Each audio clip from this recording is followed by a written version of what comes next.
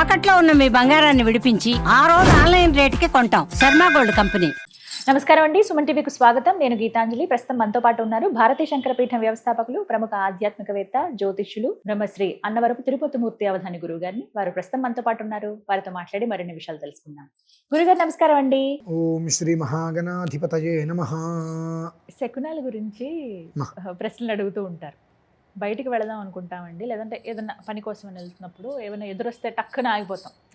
వెళ్ళే వాళ్ళం టైం అవుతున్నా కూడా వెనక్కి వచ్చి మంచినీళ్ళు తాగి వెళ్ళండి అని చెప్తారు. పూర్వంలో వంటి బ్రాహ్మణుడు ఎదురొచ్చాడని చెప్పి ఇలా రకరకాలుగా కొన్ని ఉన్నాయండి. కట్టెలు, ఖాళీ బిందెతో ఎదురొచ్చిన కుండలు ఒకటి ఇట్లా అంటారు. ఇక నల్లపిల్లి చెప్పనక్కర్లేదు, ఎక్కువగా చెప్పేది అదే. అలాగే ఇందులో వితంతువుల్ని కూడా చేర్చారండి. ప్రధానంగా చేర్చలేదండి, ప్రధానంగా వాళ్ళనే తీసుకుంటారు. ఎదురొచ్చిన వాళ్ళు ఏదో పని మీద వెళ్తున్నా, కొంత దూరం వెళ్ళాక వాళ్ళు కనిపించినా కూడా అది అశుభంగా భావించి వెనక్కి వచ్చేస్తూ ఉంటారు. అవును. లేకపోతే ఇంటి దగ్గర ఏమైనా వ్రతాలు నోములు ఉన్నప్పుడు కూడా వాళ్ళని తప్పించి, ఇంట్లో వాళ్ళు ఉన్నా కూడా వాళ్ళని పట్టించుకోకుండా మిగతా వాళ్ళని ఆహ్వానించడం ఇవి చూస్తూ ఉంటాం. అవును. గతంలో ఒకసారి మాట్లాడామండి, కానీ ఇంకా కొంతమంది అడుగుతున్నారు, మేము ఆత్మన్యూనతకి లోనవుతున్నామండి, మా పరిస్థితి ఇంతేనా ఇంకా అని బాధపడే చాలామంది మహిళలు చెప్పినటువంటి మాట ఇది. ఆ కామెంట్స్లో పెట్టిన వాళ్ళు, ఎందుకు అసలు ఇలా వచ్చింది, నిజంగా వాళ్ళు ఎదురొస్తే అశుభమా, ఎలా చూడాలి? ఒక స్త్రీకి శత్రువు మరొక స్త్రీయే, ఎంత కాదన్నా ఏమన్నప్పటికీ కూడా. నేను చాలా చూసా ఇటువంటివి. గేటు తీసి బయటికి వెళ్తున్నప్పుడు ఎవరైనా కనుక వైధవ్యం తలుపేసేసి చెయ్యి అని తిట్టుకోవటాలు, ఇవన్నీ నేను మనస్సులో అనుకునేవాడిని, రేపొద్దున నీ ఇంట్లో నీ భార్య కూడా ఇదే గతి పడుతుంది కదా, లేదు రేపొద్దున నీకు కూడా ఆయన చనిపోతే ఇదే గతి పడుతుంది కదా, ఎందుకు అటువంటి పని చేయటం? వాళ్ళు దేనికి పనికిరారండి? నిజంగా చెప్పాలి అంటే గొప్పగా చెప్పడం కాదు కానివ్వండి, ముత్తైదువు కన్నా ఆవిడకున్న పేరేంటో తెలుసా అండి? గంగా భాగీరథి సమానురాలైన. ఎవరికైనా అది ఉందా అండి? ఆ గంగా భగీరథుడు అందరూ 1,00,000 సంవత్సరాలు జపం చేశారంటారు. భగీరథుడు చేసింది 33,000 సంవత్సరాలు, 34,000 సంవత్సరాలు. భగీరథుడు తండ్రి గారు చేసింది, వాళ్ళ తాతగారు చేసింది 33 సంవత్సరాలు వాళ్ళు చేస్తే, 34 సంవత్సరాలు ఈయన చేసి 1,00,000 సంవత్సరాలు పూర్తి చేస్తే గంగా కిందకు వచ్చింది. మరి ఆ గంగా అమ్మవారిని పైనుంచి కిందకి తెప్పించడానికి వర్గత్రయాలు అంటే 3 తరాలు కలిసి ఎంత కష్టపడి ఎన్ని వేల సంవత్సరాలు చేస్తే కిందకు వచ్చిందండి గంగా. ఆ గంగ ఎక్కడుంది? మళ్ళీ శివుడు నెత్తి మీద ఉంది. ఆ గంగలో మునిగితే పాపాలు పోతాయినేగా మనం కాశీ అవన్నీ వెళ్ళేది. అట్లా గంగా భాగీరథి సమానరాలైన అక్కగారికి అని చెప్పి రాస్తూ ఉంటారు. ఆ సార్థక నామం ఎవరికి వస్తుందండి? ఎవరికైనా వస్తుందా?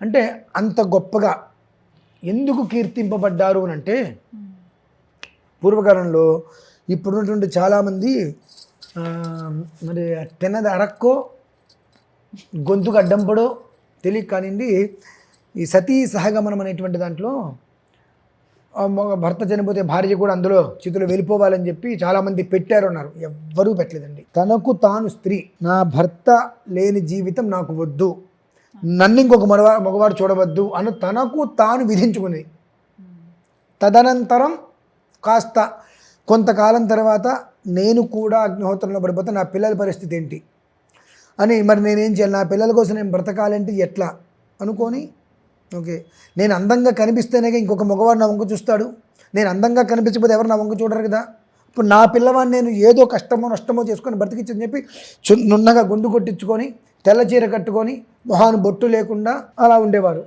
అలా ఉన్నప్పుడు ఎవరు వాళ్ళని చూడరు కదండి. వాళ్ళని అది కూడా ఏంటి, తనను తాను కాపాడుకోవటానికి ఇంకొక మగవాడికి అవకాశం ఇవ్వకుండా, ఆలోచన రాకుండా, మనం మొహాను బొట్టు లేకుండా ఎప్పుడు గుండు చేయించుకొని కనుక ఉన్నట్లయితే నా పిల్లల జీవితాన్ని నేను వృద్ధి చేసుకోగలుగుతాను, బాగు చేసుకోగలుగుతాను, వాళ్ళు నిలబెట్టగలుగుతాను అనే ఒక ఉద్దేశ్యంతో తనకు తానుగా వేసుకున్నటువంటి ఇవన్నీ, తద్వారా కుటుంబాన్ని జాగ్రత్తగా అలా కాపాడుకుంటూ వచ్చేవారు. మరి అటువంటిప్పుడు ఈ గంగా భాగీరథి సమానురాలైనటువంటి పేరు ఎంత సార్థకతమండి. మరి ఇవాళ ఉన్నారు అనకూడదు కానివ్వండి, పుణ్యస్త్రీలు ఎవరో తెలియట్లేదు, వైధవ్యం కలిగిన వాళ్ళు ఎవరో తెలియట్లేదు. వీళ్ళు కూడా మెల్ల మంగళసూత్రాలు అన్నీ తీసేసేసి ఏదో చిన్న గొలుసు వేసుకొని ఏదంటే వాళ్ళకి పెళ్ళైన విషయం తెలియకూడదుట. మరి మొగుడు ఎందుకు, పిల్లలు ఎందుకు? ఇలా తిరుగుతున్నారు.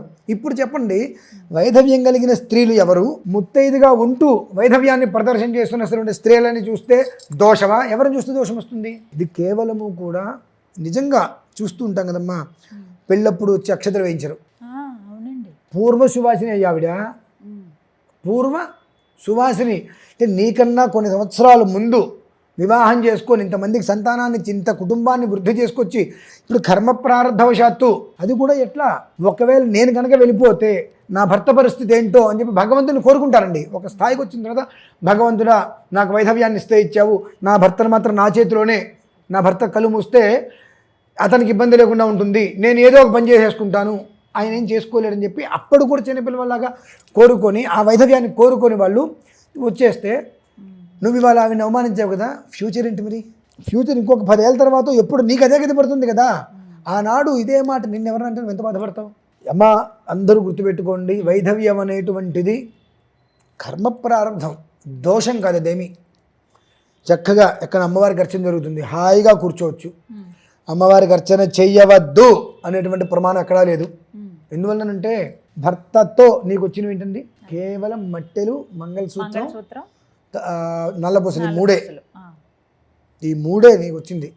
కాకపోతే మరి అలంకారప్రాయంగా ఎందుకు ఉండొద్దు అని అంటారు అని అంటే, భర్త లేరు అనేటువంటి స్త్రీ గురించి దాదాపుగా 100కి 80 నుంచి 90% మగవాళ్ళు చూసేటువంటి చూపు దారుణంగా ఉంటుంది. అయ్యో పాపం అనేటువంటి స్థితిలో ఉండదు. కనుక అటువంటి అవకాశం ఇచ్చి తోడేళ్ల మధ్యలో జింక పిల్లలాగా ఏమి అయిపోకూడదు. కాబట్టి తనకు తాను విధించుకున్నటువంటి శిక్ష. కాబట్టి అమ్మ శుభ్రంగా వాళ్ళు గుళ్ళకి వెళ్ళొచ్చు, అర్చన చేసుకోవచ్చు, కుంకుమార్చనలు చేసుకోవచ్చు, అన్నీ చేసుకోవచ్చు అండి శుభ్రంగా. కుంకుమార్చన దేనికి? భగవంతుడు అర్చన దేనికి చేసుకుంటున్నాం? మనము బ్రతుకున్నప్పుడు భర్త, తర్వాత పిల్లలు బాగుండాలనే కదండి భగవంతుడికి ఆరాధన చేసేది. నీకు భర్త పోయాడు కాబట్టి నువ్వు భగవంతుడికి ఆరాధన చేయడానికి అర్హత లేదంటే ఎక్కడ ప్రమాణం ఉంది? ఇవన్నీ కూడా కొంతమంది కావాలని చెప్పి రుద్దబడినటువంటి వ్యవహారాలు. కాబట్టి దాని గురించి పట్టించుకోవాల్సిన అవసరం లేదమ్మా. ఇప్పుడు ఒక రహస్యము, మా అత్తయ్య కనుక వింటే ఈ వీడియో సంతోషపడుతుంది. మేనమామ భార్య, చిన్న మేనమామ, ఆయన అమెరికాలో ఉంటారు. ఆయన పాపం చనిపోయారు. 1 సంవత్సరానికి 2 ఏళ్ళకు నేను నా భార్య ఇద్దరం ఇంటికి వెళ్ళాం. 1 గంట 2 గంటలు కూర్చొని మాట్లాడుకున్నాం. వచ్చేస్తుంటే మరి ఆడవాళ్ళకి ఇంట్లోంచి బయటికి వెళ్తుంది బొట్టి పెట్టడం అలవాటు కదా. మా అత్తయ్య కుంకుమ తీసుకొచ్చి అలా పెట్టింది, పెట్టుకోమా అని చెప్పి. పెట్టుకోమంటాం ఏంటి అత్తయ్య, నువ్వు పెట్టచ్చు కదా అన్న. నేను పెట్టడం ఏంటి అంది. ఎందుకు పెట్టకూడదు అన్న. మామయ్య లేరు కదండి. మామయ్య లేరు, నువ్వైతే ఉన్నావుగా, పెట్టకూడదు అండి. అత్తయ్య నువ్వు ఎన్ని జీవితాలని చూసావో, ఎంతమందికి అన్నం పెట్టావో, ఎంతమంది జీవితాలు బాగుండాలని చెప్పి ఎన్ని సావిత్రి నోములు చేసావో నాకు తెలుసు. నీ మనస్సు వెన్నపూసైనా పొయ్యి మీద పెట్టాలి, అలా కాకుండా అమ్మ అనే వ్యక్తికి ఎంతమందికి అన్నం పెట్టావో తెలుసు. ఆ మనస్సు నువ్వు బొట్టు పెడితే నాకేం చావు రాదు. ఒకవేళ అటువంటిది ఏదైనా ఉన్నా అది తొలగిపోయి నేను సుఖంగా ఉంటాను, మనస్సు మంచిదైతే చాలా అత్తయ్య అంటే బొట్టు పెట్టింది అత్తయ్య. నా భార్య కొంచెం, మరి ఎవరికైనా ఉంటుంది కదా, ఆమె కొంచెం భయపడింది. నీ కర్మ బాగుంటే ఆవిడ బొట్టు పెట్టినా పెట్టకపోయినా నేను బ్రతుకుంటా. నీ కర్మ బాగాలేదు, ఆవిడ పెట్టినా పెట్టకపోయినా నేను పోతా. దీనికి బొట్టుకు నువ్వు ఎక్కడా కూడా అనుసంధానం చేయకు అని చెప్పి ఆమెకి ధైర్యం చెప్పాలి కదండి. మరి నేను ఎందువల్లంటే మనం చెప్పడం కాదు, ఆచరించే ప్రయత్నం కూడా మనం చెయ్యాలి. అదొక శాపం. ఇప్పుడు ఇవాళ నేనున్నా, ఇంకో 25 ఏళ్ళకి నేను పోతే నా భార్యకి పట్టే గత అదే కదండి. అది దృష్టిలో ఉంచుకోవాలి. తను కూడా, ఆడవాళ్ళు కూడా, నువ్వు ఇంకొక స్త్రీని ఆమె వైధవ్యం కలిగింది అనేటువంటి విషయంలో ఆమె హేళన చేయటమో, దూరం చేయటమో, ఆమె నీ దగ్గరికి రానికూడదు దాని పని, ఇటువంటి ఆలోచన చేసేటప్పుడు ఫ్యూచర్ నాగతి ఏంటి అనేటువంటి విషయాన్ని ఏం లేదండి. ఆ గంగా రెండే 2 అది చెప్పకూడదు కానివ్వండి. కానీ ప్రేమగా నువ్వు పలకరిస్తే వాళ్ళు 2 రకాల దీవెనలు ఉంటాయండి. ప్రేమగా వైధవ్యం చెందిన వాళ్ళని ప్రేమగా పలకరించి ఇంటికి చన్నం పెడితే నాలాగా కాకుండా కలకాలం సుమంగళిగా జీవించమని దీవిస్తారు. వాళ్ళని బాగా ఇరిటేషన్ చేశాను అనుకోండి, నాలాగా కలకాలం జీవించమా అంటే బాధ. వాళ్ళు నిజంగా కావాలని కాదు, నువ్వు ఆ మనిషిని వైధవ్యాన్ని కూడా చూడకుండా, అంటే ఇతపూర్వం ఆవిడ చక్కగా బొట్టు పెట్టుకొని చక్కగా ఉండేది కదా, కర్మప్రార్థము ప్రతి మనిషికి వచ్చేదే కదా, సాటి స్త్రీ అనేటువంటి విషయంగా నువ్వు ఇంటికి తీసుకొచ్చి ఆవిడని గౌరవంగా మర్యాదగా కూర్చోబెడితే ఆవిడ దగ్గర దీవెలు తీసుకోవాలమ్మా. తీసుకుంటే నాలాగా నీ జీవితం కావద్దు, కలకల్లాడుతూ ఉండమ్మా అని దీవిస్తుంది. అలాగే 100కి 99.5% వాళ్ళు మానసిక ఆవేదన తట్టుకోలేని వేదన వస్తే నాలాగా జీవించమ్మా అని దీవిస్తారు. అంత కర్మ ఎందుకండి? కాబట్టి అది అర్థం చేసుకొని సాటి వాళ్ళని ఒక గౌరవించి, వైధవ్యం అని అంటే కేవలం కూడా శాపం, స్త్రీకి ఉన్న శాపం, ఒకళ్ళకిద్దరికి కాదు, ఎవరికో ఒకళ్ళకిద్దరికి పుణ్యస్త్రీగా వెళ్ళే అది యోగం కాదండి, కర్మ. ఇంతకని ఇది శాపం, అది కర్మ. అదేంటంటే అంటే పుణ్యస్త్రీగా వెళ్ళిపోయిన తర్వాత అతని పరిస్థితి ఏంటంటే ఎవరు చూస్తారు? తినే ఒక గుక్కెడు టీకి మంచినీళ్ళు కూడా నోచుకోలేడు, చివరికి దిక్కులేని చావు చేస్తాడు. కాబట్టి అది ఆవిడ కర్మ, సుమంగిలిగా వెళ్ళిపోవటం. వైధవ్యంగా ఉండటం ఒక స్త్రీకి ఉన్నటువంటి ఒక శాపం. ఆ శాపం పురుషుడికి వరం. ఏం కోరుకుంటుంది స్త్రీ? నా ఇష్యుని కనబోసి నా భర్తని ఆరోగ్యంగా చూడు అని కోరుకుంటుంది. అదే కదా మరి. అది తెలుసుకోవాల్సిన విషయం అక్కడ. మనం ఆ ఒక్క విషయాన్ని తెలుసుకుంటే, తలుపు తీయంగానే కనిపించింది స్త్రీ అంటే ఆవిడికి అనిపించచ్చు. ఆవిడ ఏదైనా పని చేసుకుని బయటకు వస్తుంటే ఈ మనస్సులో కల్మషము, వికారమైనటువంటి కల్మషాన్ని పెట్టుకున్నటువంటి మనిషి నాకు ఎదురైంది కాబట్టి నా పని పోయింది ఆవిడ అనుకోవచ్చుగా. అంతే. అలా కూడా ఆవిడికి బొట్టు పెట్టుకునేటువంటి యోగ్యత లేక వైధవ్యం కలిగింది. నీకు లోపల మొత్తం కూడా విషం నింపుకొని వికారం పెట్టుకున్నటువంటి వైధవ్యాన్ని నువ్వు చూపించావు.